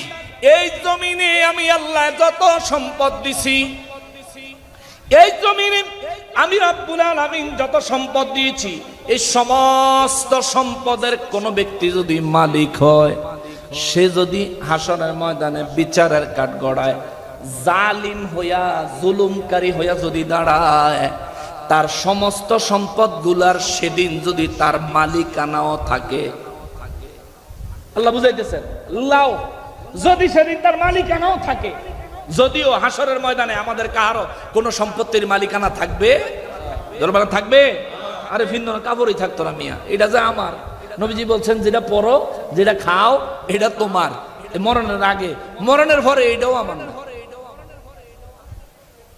চিন্তা করতেছেন, মৌতের পরে এটাও আমার না। হাসরের ময়দানে আমি আর আপনি খারামো, আল্লাহ কেমনে খারাপ করে আল্লাহ জানে। তবে নবীজির হাদিস মোবারক থেকে শুনেছি, কারো পরনে কাপড় থাকবে না। নবী রাসূলদের হিসাব ভিন্ন, আউলিয়া কেরামদের হিসাব ভিন্ন, সাধারণ মানুষদের কথা নবী বলেছেন। আবার এটা দিয়া খোদ নবী রাহমাতুল লিল আলামিনের ব্যাপারে এই ধরনের মন্তব্য করবেন না, কোন নবী রাসূলদের ব্যাপারে এই ধরনের মন্তব্য করবেন না। খবরদার, আমার নবী বলেন, রওজা মোবারক থেকে কিয়ামতের জন্য আমি যখন সর্বপ্রথম বের হব, সবুজ পোশাক পরিধান করা অবস্থায় সর্বপ্রথম আমি বেরোবো। বেরোয়া সারা পৃথিবীতে তাকায়া দেখবো, কেউ নাই। সেজদা দিয়া বলবো, মালিক আমার উম্মত আমার না দেখাই জাহান্নামে ফালাইয়া দিছো। আল্লাহ বলবো, হুজুর আপনাকে দিয়ে উদ্বোধন করলাম। সুবহান, আপনি উদ্বোধক, হাসরের ময়দানের উদ্বোধন করলাম। তখন আস্তে আস্তে সব উঠবো, আপনার কোন উম্মত কোন দিকে যায় নাই, সব আছে। সুবহানাল্লাহ, আর জোরে কোন সুবহানাল্লাহ। মুসলমানের আরে, আমার পেয়ারা নবীর উম্মতের আরে, যেই কথার কারণে এই কথাটা আনলাম, রব্বুল ইজ্জত কয়, ওয়ালা আন্না লিকুল্লি নাফসিন যালামাত মা ফিল আরদ। আল্লাহ বলেন, এই জমিনে আমি যত সম্পদ দিয়েছি, দৃশ্য অদৃশ্য, প্রকাশ্য গোপন, বাইরে ভিতরে, খনিজ সম্পদ এবং যে কোনো, আল্লাহ পাক রব্বুল ইজ্জত বলেন, পৃথিবীতে যে কোনো সম্পদ আমি আল্লাহ যা দিছি, এই সব কিছুর মালিক যদি কোনো জালিমের বানায় দেওয়া হয়, হাসরের ময়দানে যদি এই সব কিছুর মালিকানা তার থাকেও, আল্লাহ বলেন, সে যে কইল এগুলোর বিনিময় দিয়া সে আযাব থেকে বাঁচতে চাইব, বিনিময় দিয়া সে অন্যায় থেকে মুক্তি চাইব। আল্লাহ কয়, লাফতাদাত বিহ। এগুলো সব যদি সে আমি আল্লাহর কুদরতের দরবারে পেশ করে এবং আমার আযাব থেকে বাঁচতে চায়, আল্লাহ বলে লাফতাদাত বিহ, কোনো কাজে আইতো না। নাউজুবিল্লাহ। আরো জোরে বলেন। তামাম পৃথিবীর সমস্ত সম্পদের মালিকও যদি হাসরের ময়দানে রব্বুল ইজ্জতের কদমে, রব্বুল ইজ্জতের দরবারে কেউ যদি সারা পৃথিবীর সমস্ত সম্পদ নিজের জীবনের গুনাহ মাফের জন্য বিনিময় হিসেবে পেশ করে, আল্লাহ কয় লাফতাদাত বিহ, কোন কাজে আসবে? কথা কন না কা, কোন কাজে আসবে? কোন কাজে আসবে? এই আইন কি শুধু কাফেরের জন্য? বলেন, এই আইন কি শুধু কাফেরের জন্য? আমরা সম্পদ কামাই করব হালাল ভাবে, আমরা সম্পদ রোজগার করব হালাল ভাবে, হারামে যাইয়েন না। এটা আপনি হালাল ভাবে করলে সওয়াবটা সাথে নিয়ে যাইতে পারবেন, সম্পদ দানা নিল। আর হারাম ভাবে যদি করে যান, সম্পদ নিলেন না, গুনার বোঝা লয়ে গেলেন, গেলে ফিটা আর ফিটা, উপায় নাই বাবা। কেউ ছুটাইতো না, এখানে দুইজন কিলে কিলে লেগে গেলে 14 জন যাবো দূরে ছুটাইতো, আরে রাখ, কিন্তু হেন যে ফিটাইবো কেউ ছুটাইতো। মুসলমানের আরে, আমার পেয়ারা নবীর উম্মতের আরে, রব্বুল ইজ্জত ওই কাফের বেঈমানদেরকে জবাব দেয়, নবী গো, ও নবী, সম্পদ লোভী মানুষগুলারে আপনি জবাব দেন, যদি সমস্ত পৃথিবীর সমস্ত সম্পদের মালিক হইয়া যাও, এগুলোর মালিকানা হাসরে যদি তোমার কাছে অবশিষ্ট থাকে, এরা চট্টগ্রামবাসী, এ মুসলমান, এ সুন্নি মুসলমান, কিছু বিষয়, কিছু সূত্র নলেজে রাখা লাগে, কিছু শাস্তির কথা নলেজে রাখা লাগে, যেগুলো নলেজে থাকলে পাপ করতে বিবেক আপনাকে বাধা দিবে। যদি এগুলো নলেজে না থাকে আপনার বিবেক জাগ্রত হবে না। আপনি একটা অন্যায় কাজ করতেছেন, তার বদৌলতে কত বড় খেসারত দিতে হবে, এটা যদি আপনার জানা না থাকে, অন্যায়টাকে আপনার কাছে যত বড় অন্যায় তত বড় অনুধাবনী হবে না। এই জন্য জাইনা নেন, আল্লাহ কয় সব কিছু যদি বিনিময় হিসেবে দিতে চায়, লাফতাদাত বি, কোনো কাজে আইতো না। ওয়া আসারুন নাদামাতা লাম্মা রাআউল আযাব।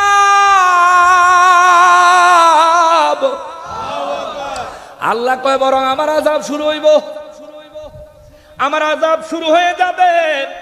আমার আযাবের কারণে ওদের কাছে যদি সম্পদ থাকে, ওই সম্পদ ওদের দোষ এবং ওদের মুখ, ওরা ওয়া আসারুন নাদামাতা, এগুলো লুকানোর চেষ্টা করবে লজ্জায়। জোরে কন্না নাউযুবিল্লাহ। আল্লাহ কয় হুজুর তাদেরকে বলে দেন বেশি টাইম হয়ে যেতেছে, দেরি হয়ে যেতেছে, আপনারা মনে হয় 2টা বাজে শেষ করে দেন নাকি?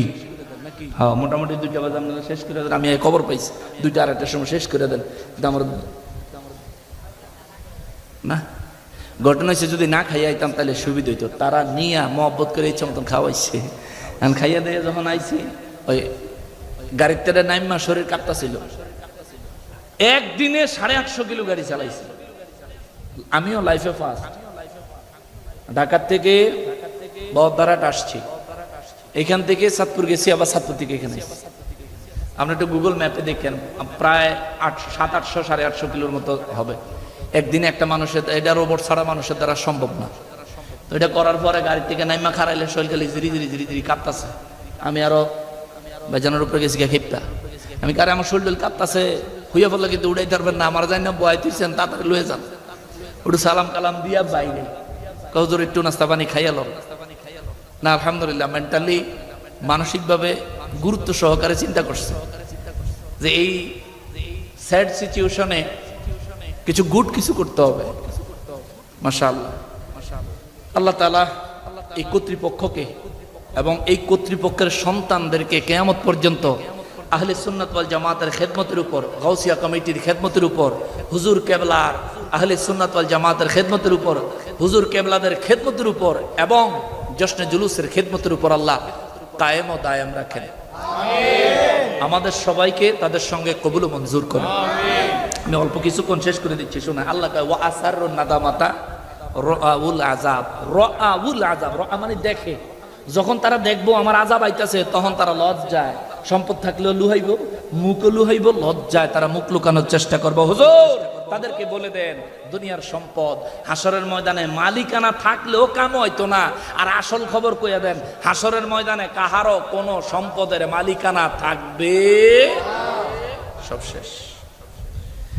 রব্বুল আলামিন তারপরে বলেন, নবী গো, ও নবী, তাদেরকে আরো মেসেজ দেন, যে যেই পরিমাণে পাপ করছে তারে ওই পরিমাণ শাস্তি দেওয়া হবে।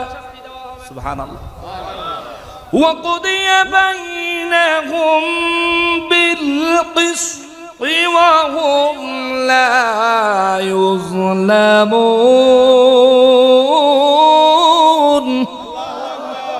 রব্বুল আলামিন কয়, নবী গো, যে যতটুকু অপরাধ করবে তার উপর ততটুকুই শাস্তি দেওয়া হবে। কারো উপর আমি আল্লাহ জুলুম করব না, জুলুম করব না, জুলুম করব না। কেন না? কারো উপর জুলুম করা আমি রবের জন্য শোভা পায় না। জুলুম করা বান্দাদের মধ্যে জালিমদের স্বভাব। কথা বলেন ঠিক কিনা? এরপরে রব্বুল আলামিন বলেন, আলা ইন্না লিল্লাহি মা ফিস সামাওয়াতি ওয়াল আরদ। ইয়া রাসূলুল্লাহ সাল্লাল্লাহু আলাইহি ওয়াসাল্লাম, নবী গো, বিশ্ববাসীরে বলেন, মক্কার কাফেরদেরকে বলেন, আলা, খবরদার, সাবধান সাবধান সাবধান। ইন্না লিল্লাহি মা ফিস সামাওয়াতি ওয়াল আরদ। আসমানে যা আছে সব আল্লাহর জন্য, জমিনে যা আছে সব আল্লাহর জন্য। আমরাও যা আছি কার জন্য? জোরে বলেন, কার জন্য?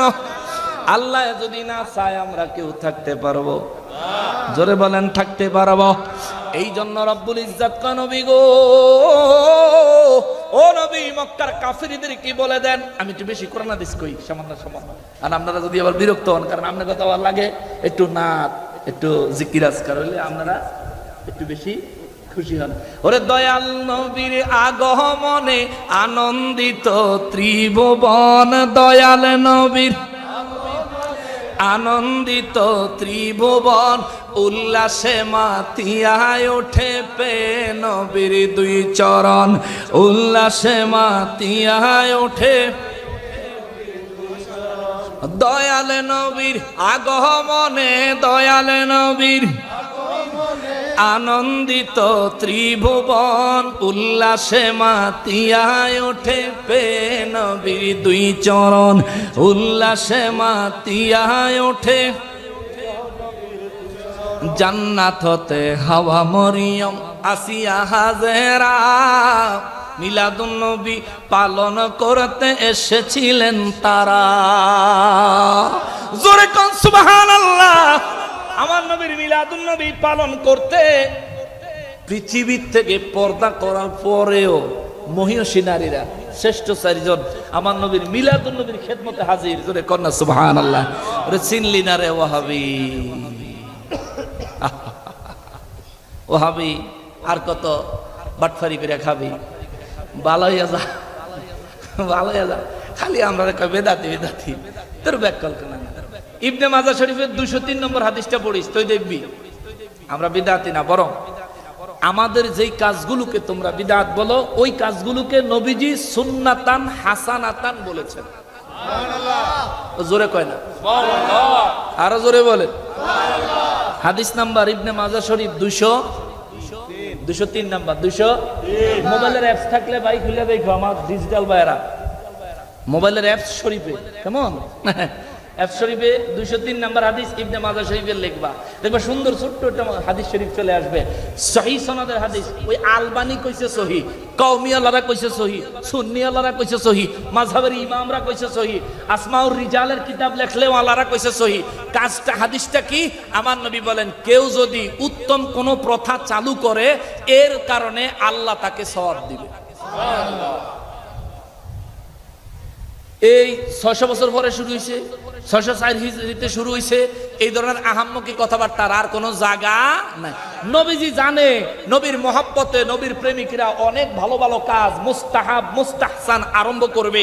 এজন্য 1450 বছর আগেই ইবনে মাজাহ শরীফের 203 নম্বরে নবীজির হাদিসে মোবারক উঠে আসছে সহিহ সনদে। নবী বলেন, এটা আমি নবীর কাছে সুন্নাতান হাসানাতান, অপরাধ নয়, আল্লাহ তাআলা আমার উম্মতের এই ধরনের কাজের জন্য সওয়াব দিবে। সুবহানাল্লাহ।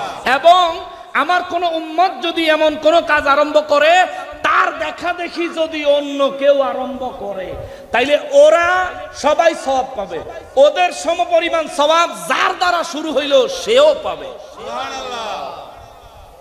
আনহারা কয় জশ্নের জুলুস বেলে তাহের শাহ হুজুর শুরু করছে। তো তাহের শাহ হুজুর শুরু করলো, তাহের শাহ হুজুরের ঠেলার ছোড়ে তোমরা দিয়ে দেশে থাকতারো না। তাহের শাহ হুজুর এক জামিয়া করে দিয়ে গেছে, আলহামদুলিল্লাহ এশিয়া মহাদেশের মধ্যে অন্যতম। হায় হায়, নবীর প্রেমের বাগান বেটা। সবুজ গম্বুজের নিচে গিয়ে একদিন বইয়া থাইস, হে ওয়াহাবি যায়া সবুজ গম্বুজটার নিচে একদিন বইয়া থাইস, নিয়ত রাখিস আল্লাহ এই জায়গায় আওলাদে রাসূলের কদম পড়ার কারণে যদি ন্যূনতম রহমত ও বরকত তোমার দরবার থেকে এখানে নাজিল হয়ে থাকে, আল্লাহ তুমি আমারে কিছু দাও। ঠিক কিনা বলেন? এটা নিয়ত করে কিছুক্ষণ বইয়া থাইস, নবীজির উপর কয়েকবার দুরূদ ও সালাম পড়িস, রাসূলের মহব্বতে কয়েকবার দুরূদ ও সালাম পড়িস, দেখবি নসিব ভালো হলে দিল খুলে যাবে। হায় হায়, এ মুসলমান, আমার নূর নবী রাহমাতুল লিল আলামিনের নূরানী জবান মোবারকে আমার আল্লাহ কয়, হুজুর বলে দেন কাফেরদেরকে, যারা নিজেদের সম্পদের বাহাদুরি দেখা সম্পদ দিয়া অন্যায়ের শাস্তি থেকে মাপ পাবে, তাদেরকে বলেন আলা সাবধান সাবধান, ইন্না লিল্লাহি মা ফিস সামাওয়াতি ওয়াল আরদ। জোরে বলেন আল্লাহু আকবার। আল্লাহ কয় হুজুর তাদেরকে বলেন তাদের কোনো কিছুর মালিকানা নাই, মালিকানা নাই, মালিকানা নাই। আসমানে যা আছে সবকিছু কার? জমিনে যা আছে তাও কার? বলেন আসমানে যা আছে তাও কার? এই জমিনে যা আছে তাও কার? বিশ্বাস হয়নি? বিশ্বাস হয়নি? ছোট্ট একটা এক্সাম্পল দেই। এই জমিনে মশা আসেনি? এই মশা কার? আল্লাহ কয় ওয়ালিল্লাহি জুনুদুস সামাওয়াতি ওয়াল আরদ, আসমান জমিনে যা আছে সব আমার সৈনিক। সুবহানাল্লাহ। সৈনিক যদি আরেকটু বুঝায় কই, রব্বুল ইজ্জাত কয় আসমান এবং জমিনে যা আছে সব আমি আল্লাহর এক একটা বাহিনী। সুবহানাল্লাহ। মশা আল্লাহর একটা বাহিনী। কেমন বাহিনী রে? নমরুদের 400 বছর নিজের জুতা দিয়া নিজের মাথা ফিটাইছে। কয় বছর? 400 বছর। আমরা তো নমরুদের ঘটনা যখন শুনি তখন মনে করি জানি ফিরাইতে ফিরাইতে হেনই শেষ হয়ে গেছে। না, 400 বছর নিজের জুতা দিয়া নিজের বেতনে কামলা লইয়া প্রথমে নিজেরটা নিজে, পরে দেখে আর কুলায় না। এই হাতের বাড়ি বন্ধ হইলে মশার ভিতরে ডিউটি টুকুস করে একটা লাগাই দেয়, টুকুস করে দিলে হাতের দুসুম করে বাড়ি দেয়। চিন্তা করে হ্যান্দাও কামড়াইতেছে, হ্যান্দাও বাইরেতেছে, আরে আমি তো ক্লান্ত হয়ে যেতেছি গা। পরে লোক লইছে দুইটা, রে খালি বাইরাবি কোন কয় মাথাত কয় কারে, কয় নমরুদরে, কয় মারণের বুদ্ধি। তে হইলো খুদা তারে বাড়ি দেয় আর তে আমরা মেরে লাগ, বাড়ি না দিলে মেরেলো মতো। পরে কয় ইব্রাহিম নবী যে কইছিল তুই পাগল, আসলেই পাগল তুই। তুই বলে খোদা তুই কালা, আবার কাজ খোদা কারে বাড়ি দে নাহলে কিন্তু তোর। আচ্ছা ঠিক আছে। এতে কয় বাড়ি এমনি মাগনা মাগনা দিতে পারতাম না, বেতন লাগবো। কয় দিমু, যা সস্তা দিমু, দে বাড়ি দে। 400 বছর পর্যন্ত নিজের বেতনের কামলায়, নিজের মাথা, নিজের পায়ের স্যান্ডেল দিয়া,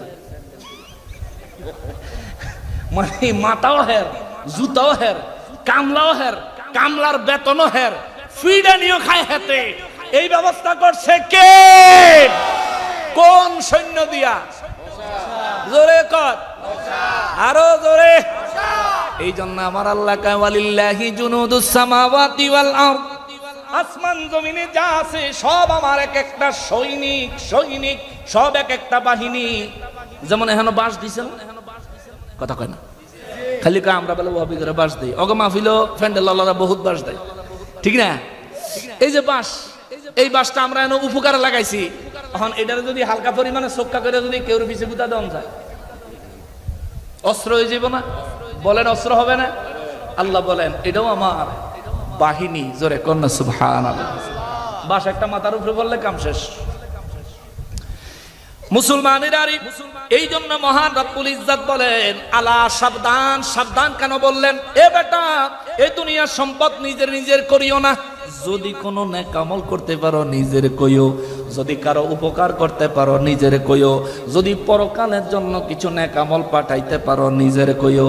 তুমি মিয়া যে সমস্ত ফলস জিনিস, যে সমস্ত জিনিস তোমার নিঃশ্বাস বন্ধ হইলে আর কোনো ভ্যালু নাই, যে সমস্ত জিনিসের মালিক তুমি না, বরং তুমি একটা পাহারাদার। হায় হায় রে, আমার আব্বাজান যেটুকু সম্পদ রেখে গেছেন, এইটুকু সম্পদ সারা জীবন পাহারা দিয়া গেছে, আজ কবরে চলে গেছে, মালিক হয়ে গেছি আমরা। তাহলে আপনি বলেন না বাবা, এই দুনিয়ায় যত সম্পদ আপনি অর্জন করেছেন, আপনি কি এগুলোর মালিক না দারোয়ান? জোরে কন্যা কা, এগুলোর আপনি মালিক না, আমি মালিক না, আমরা পাহারাদার, দারোয়ান, দারোয়ান, দারোয়ান, দারোয়ান। আরে বাড়ির জন্য মায়া দেখাইলে দারোয়ানের কোনো ফায়দা হয় না, বাড়ির মালিকানা পায় না।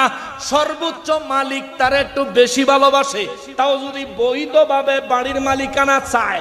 আর যদি অবৈধভাবে রড বেচা, সিমেন্ট বেচা, ইট বেচা, কাঠ বেচা যদি বুদ্ধি করে, তাহলে মালিকের কিলকনি ফ্রি, বেতন মাই, ঠিক না? এই জন্য বাবারে রব্বুল ইজ্জাত বলেন সব কিছুর মালিকানা আমার, তোমার না, তোমার না। কুলিল্লাহুম্মা মালিকাল মুলক, সমস্ত মুলকিয়তের মালিক আমার, তোমার না। তবে হা হা হা, এ বান্দা, বান্দা রে, তুমি যেটুকু কিনলা, মনে করো জমির মালিক তুমি। এ বেটা, এখন নিঃশ্বাস বন্ধ হয়ে গেলে তোমার মালিকানা শেষ, মালিকানা শেষ। এই জীবনে যত মানুষ জমি কিনে দুনিয়া থেকে কবরে চলে গেছে, কোটি টাকার জমি কিনছে, 2 টাকার মাটি খাইয়া যাইতে পারছে নি। মাটি কি খাওয়ান যায়? অথচ এটা লই আমরা বাহাদুরি, এটা নিয়ে আমাদের বাহাদুরি, এটা নিয়ে আমাদের মালিকানা, কত প্রভাব, কত প্রতিপত্তি। আসলে আল্লাহর কসম আমরা এটার মালিক না, আমরা এটা দারোয়ানি। আমার বাপের দারোয়ানি করে গেছে, দারোয়ানি করে এই সম্পদ আমরা যে দিয়া গেছে, আমরা কি মালিক হইছি? আমরাও দারোয়ান, কারণ না কারণ লাগে পাহারা দিব। কিয়ামত পর্যন্ত হাত বদল হইতেই থাকবে। অতএব আমরা কেউ মালিক না, পাহারাদার, দারোয়ান, নেহায়েত দারোয়ান। আমরা এটারে পাহারা দিয়া গুজগাছ কইরা রাখনের মালিক। এটা আমার পরে আমার সন্তান পাবে, তাদের পরে তাদের সন্তান পাবে, হাত বদল হবে। আর সম্পদ জায়গাটা জায়গা থাকবো, কিন্তু যে নিজেরে মালিক ভাবতো সেই থাকতো না। অতএব সম্পদের মায়া করে কোনো ফায়দা নাই। সম্পদের মায়া করেন, হালাল সম্পদ হইলে এটা অর্জন করেন। এটারে আবার এমন কোন কাজে ব্যবহার করেন যে কাজে ব্যবহারের পর আপনি মারা যাওয়ার পরেও সদকায়ে জারিয়া সওয়াব হতেই থাকবে। এমন কাম যদি কইরা যান তাহলে সত্যি আপনি এটার মালিক হইছেন। আপনি ইন্তেকালের পরেও সদকায়ে জারিয়া সওয়াব আপনার কবরে যাবে, আপনি এটার মালিক আছেন। আলহামদুলিল্লাহ কোন এমন ভাবে ব্যবস্থা করবেন। এজন্য আল্লাহ কয় আলা ইন্না লিল্লাহি মা ফিস সামাওয়াতি ওয়াল আরদ। নবী গো, সম্পদের ব্যাপারে, আসমান এবং জমিনের সম্পত্তির ব্যাপারে মানুষগুলার একটু সাবধান হইতে কর। এগুলো তাদের না, তারা পাহারাদার, এগুলোর মালিক কে?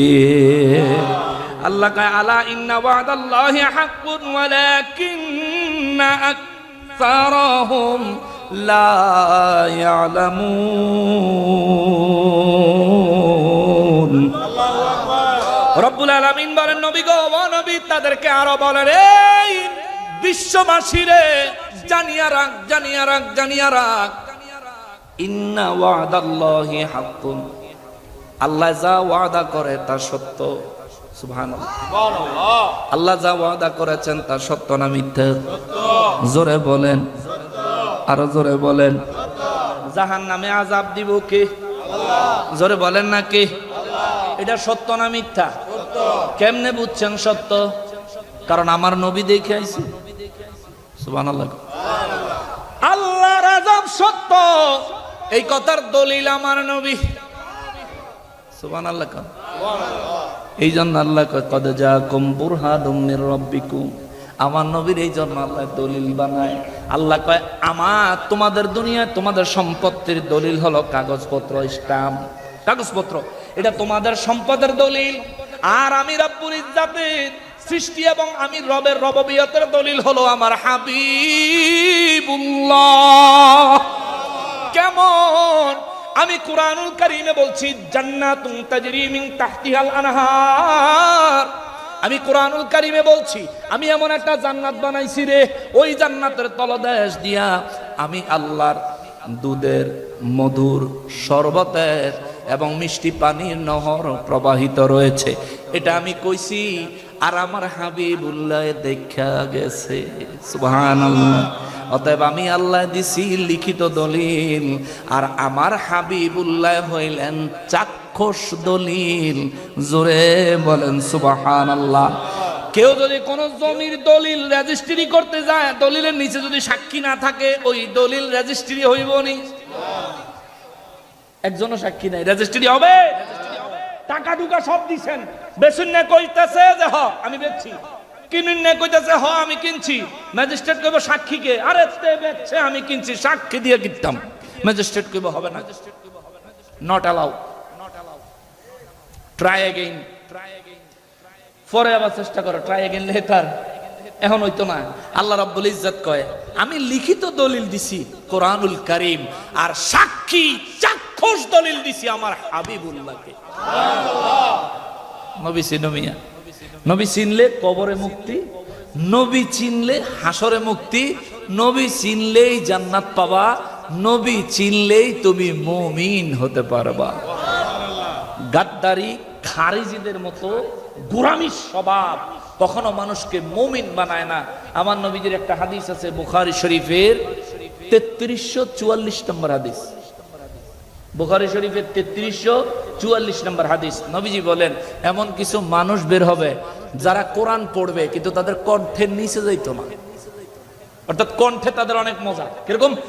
ওয়াত্তিনি ওয়াজ্জাইতুনি ওয়া তুরি সিনিনা ওয়া হাযাল বালাদিল আমিন।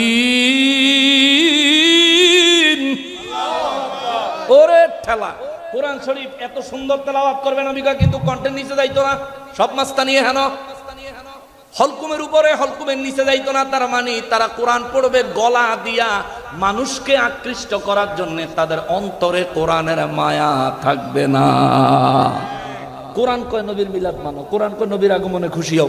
হেতে এই জায়গা তাইলে দলিল নাই, কোরআন দলিল নাই, হাদিস ফাদাম দামা তুই ইউদুল্লু বিহি কাসীরা, এই দলে ঠিক কিনা বলেন? আমরা ওয়াহদি বিহি কাসীরা, আলহামদুলিল্লাহ সেই দলে। আল্লাহ কবুল করে, জোরে কোন আমিন। আর জোরে বলেন আমিন। আজকের এই মাহফিল থেকে আহলে সুন্নাত ওয়াল জামাতের আমি একটা গুরুত্বপূর্ণ দায়িত্বে রয়েছি। সেইখান থেকে আমাদের নেতৃবৃন্দদের প্রতি আমার একটা আহ্বান থাকবে, আপনারা বদরি কাফেলা তৈরি করেন। আমার দেশের যুবক ভাইদেরকে দিয়া বদরি কাফেলা তৈরি করেন। আমার দেশের যুবক ভাইদেরকে দিয়া হুনাইনের কাফেলা তৈরি করেন। আমার দেশের যুবক ভাইদেরকে দিয়া ওহুদের কাফেলা তৈরি করেন। মুজাহিদ বাহিনী তৈরি করেন। তার উপর আক্রমণের জন্য না। কেউ যদি আক্রমণ করতে আইয়ে হের বাপ দাদা 14 গোষ্ঠীর নাম ভুলে দাও না লেগে, এটা করেন, এটা করেন। যদি এটা একেবারে কেন্দ্র থেকে আরম্ভ করে যদি এই ধরনের প্রতিরোধ ব্যবস্থা, কেমন আমরা কারো উপর আক্রমণ করব না, কিন্তু যদি গায়ে ফইরা যায় তাহলে পাউডার বানায়া ফু দিয়া উড়াই দিব। গায়ে পড়লে কোনো ছাড় নাই। এরকম ভাবে সেলফ ডিফেন্সের জন্য, সুন্নিদের সেলফ ডিফেন্সের জন্য একটা বাহিনী তৈরি করেন। স্পেশাল আমাদের বহু যুবকরা আছে আন্তরিক, নবীর প্রেমের জন্য জান দিতে প্রস্তুত, ঠিক কিনা বলে? আছে না, আছে না, আছে না? ওই যুবকদেরকে নিয়ে এই ধরনের ব্যবস্থা করেন। দেশের প্রত্যেকটা জেলায়, প্রত্যেকটা থানায়, প্রত্যেকটা ইউনিয়নে, প্রত্যেকটা গ্রামে, প্রত্যেকটা মসজিদ ভিত্তিক মহল্লায় আহলে সুন্নাত ওয়াল জামাতের মুজাহিদ টিম থাকা দরকার। তাইলে ওরা মাইক দিয়া ঘোষণা দিয়া এরপরে মাজার ভাঙতো, ওই মাইক ওর মুহের ভিতরে ডুহাইয়া দিলে কি হইতো? ওরা শক্তের ভক্ত, নরমের জম। ওলি আল্লাহদের দরবার তুমি ভাঙ্গো, কেড়ে দিছে তোর এই অধিকার? এই অধিকার তোমাকে কে দিয়েছে? এদেশে বর্তমানে রাষ্ট্রনেতা আছে না, রাষ্ট্রীয় আইন আছে না, এদেশের রাষ্ট্রের বিধিবিধান এখনো কায়েম আছে না? তুমি নিজের হাতে আইন তুলে নেওয়ার কে? এই তোর লকব হইল একমাত্র তুই সন্ত্রাস, ঠিক কিনা বলেন? দেশের দুশ্মন, জাতির দুশ্মন, ধর্মের দুশ্মন, মুসলমানের খাস দুশ্মন, ঠিক কিনা বলেন? তুমি যদি শান্তি চাও, তুমি নিজের অধিকার নিয়ে সন্তুষ্ট থাকো, অন্যের অধিকারে হস্তক্ষেপ করবে না। নিজের অধিকার নিয়ে সন্তুষ্ট থাকো, অন্যের অধিকারে হস্তক্ষেপ করবে না। তোরে জিগায়া ওলি আল্লাহর মাজার বানাইবো, তোরে জিগায়া ওলি আল্লাহর মাজারে কি করবা না করবো তোরে জিগাইবো। এ রোহিঙ্গা তুই কে রে? তুই কে? আমার উপরের জন্য চড়াও হতে পারো, অসুবিধা নাই। এক প্রাণ যদি যায় একবার যাইবো, কিন্তু একবার যদি বাইরে যায় তাহলে মনে রাখবে তো করে সিপায় সিপায়, গল্লিতে গল্লিতে, পল্লীতে পল্লীতে, খেতে খামারে, মাঠে ময়দানে, খালে বিলে, রনে বনে, জলে জঙ্গলে, যেখানেই পাওয়া যাবে সেখানেই ধূলিসাৎ করে দেওয়া হবে। সব জায়গার কথা কইয়া দিয়ে গেল। ভাই, এই দেশটা আসো, আমরা সবাই মিলে সুন্দর করে গড়ি। আমরা কারো অধিকারে হস্তক্ষেপ করব না। আমি আমার মন, মন্তব্য, আমার ব্যক্তিগত মত কারো উপর জোর করে চাপায়া দিব না, ঠিক কিনা বলেন? আমি নিজে স্বাধীনভাবে চলবো, অন্যের স্বাধীনতায় হস্তক্ষেপ করব না। তৈলে সেনা তুই ভদ্রজাতি, তুই সুযোগ পাইলে উল্টা রোডে অটো ঢুকাই দেস কি?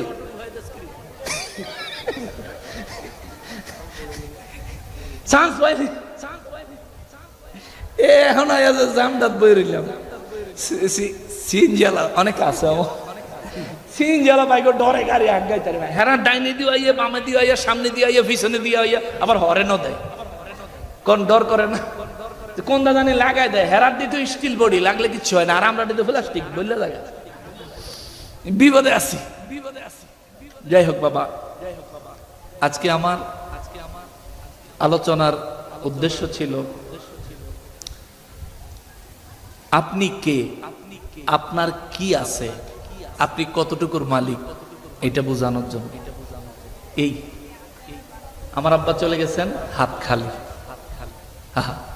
ওরে ছিলেন বাদশা সিকান্দার, খালি হাতে চলে গেলেন, কিছু নিল। ছিলেন বাদশা সিকান্দার, তাহার মতো ধনী নাই রে দুনিয়ার ভিতর। খালি হাতে চলে গেলেন, ওরে খালি হাতে চলে গেলেন, কিছুই নিলেন না। আজরাইল আসিলে কাহারো কফিয়ত চলবে না। মরণেরই কথা মানুষ, ওরে মরণেরই কথা মানুষ স্মরণ করোনা। আজরাইল আসিলে কাহারো কফিয়ত চলবে না। যার মা নাই আল্লাহ তার মায়ের কবর জান্নাতের টুকরা বানান, যার বাবা নাই আল্লাহ তার বাবার কবর জান্নাতের টুকরা বানান। আমার মতো যারা যারা এতিম, আমাদের পক্ষ থেকে প্রত্যেকটা নেক আমলকে আমাদের মা বাবার রূহের মাগফিরাতের জন্য ইসালে সওয়াব হিসাবে আল্লাহ কবুল করেন। জোরে বলেন আমিন।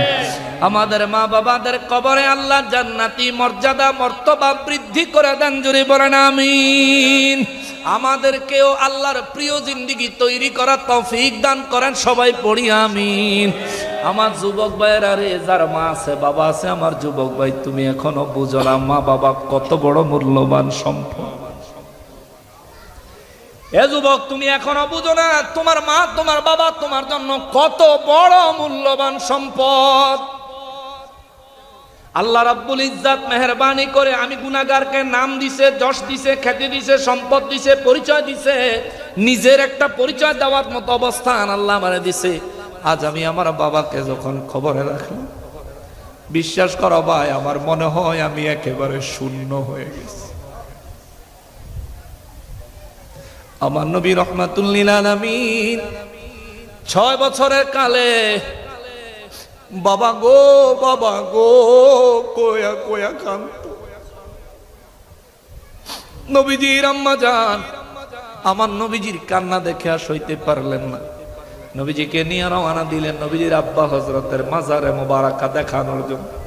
নিয়ে গেলে আমেনা নবীজির আম্মা জান নবীজিরে কয় বাবারে এটা তোমার বাবার কবর, তুমি তোমার বাবার জন্য একটু দোয়া করো।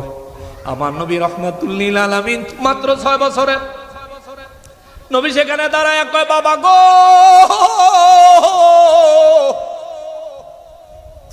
ও বাবা। মক্কা শিশুদেরকে তাদের বাবারা কোলে নেওয়ার জন্য আসে, বিকাল বেলা বাড়িতে নিয়ে যাওয়ার জন্য আসে, গো বাবা তুমি আসো না কেন? আমার নবী নিজে তার বাবার জন্য এমন মায়া করতেন। আমার নবীজির মায়ার কারণে নবীজি আম্মা জান নবীজিকে নিয়ে মদিনা মুনাওয়ারা থেকে ফিরার পথে আবওয়া নামক জায়গায় আসার পরে নবীজির পিতার জন্য এমন আর্তনাদ দেখে ভাবতে ভাবতে ভাবতে ভাবতে এক পর্যায়ে তিনিও দুনিয়া থেকে পর্দা করে ফেললেন। এ মুসলমান, মা নাই যার, বাবা নাই যার, মা নাই যার তার মতো দুঃখী আর কেউ নাই রে। বাবা নাই যার তার মতো এতিম জমিনে আর কেউ নাই। যেদিন মা থাকতো না সেদিন বুঝবি, যেদিন বাবা থাকতো না সেদিন বুঝবি, কিন্তু বুঝলেও লাভ হইতো না, লাভ হইতো না, লাভ হইতো না। এই জন্য গজলের মধ্যে কয় ওরে বাইচা থাকতে চিনলি না রে মা কি জিনিস তোরা, রাস্তায় বৈশা কাঁদবি একদিন রে, হায় রে অমূল্য ধন হারাইয়া, ওরে মা কর যাইয়া, ভবে দিন থাকিতে ওরে মানুষ মায়ের সেবা কর চাইয়া।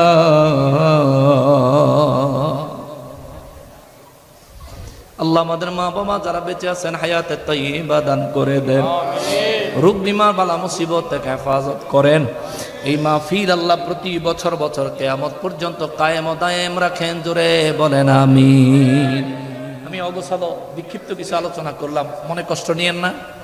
আমার আসলে মানসিকভাবে প্রিপেয়ার না, প্রস্তুত না, তবু আপনাদের খেদমতে আল্লাহ যেটা কবুল করেছেন বলার চেষ্টা করেছি। আল্লাহ আমাদের প্রত্যেককে তার উপর আমল করার, ঈমানকে মজবুত করার তৌফিক এনায়েত করেন। পড়ি আমিন। ওমা তৌফিক ইল্লা বিল্লাহ।